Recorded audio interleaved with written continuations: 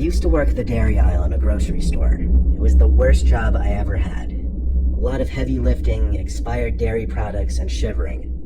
The big dairy cooler was in the back of the store, in the area where all the groceries yet to be stocked on the shelves were kept.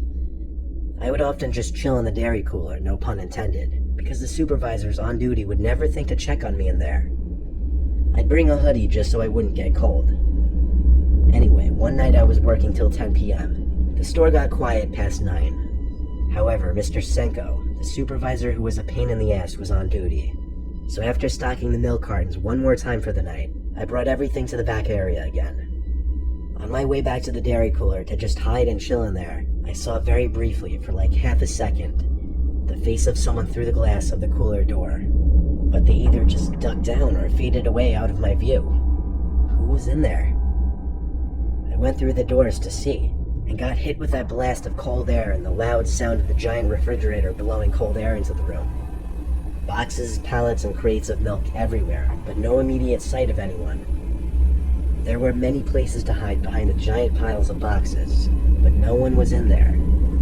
So I did my usual. I sat in an empty milk crate hidden behind a big pile of boxes. Then suddenly the lights in the cooler turned off, and it went almost pitch dark, besides the light from outside the cooler coming in through the glass of the door. I had a mini freak out because I thought Mr. Senko knew I was in here and was basically signaling for me to come out.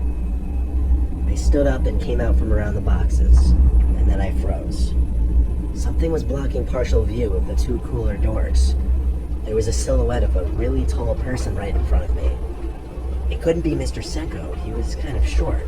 The figure right in front of me had to be a foot taller than me. Suddenly, the light flickered back on, and the figure I thought I saw right in front of me was no longer there. I nervously walked around where I thought I saw something standing.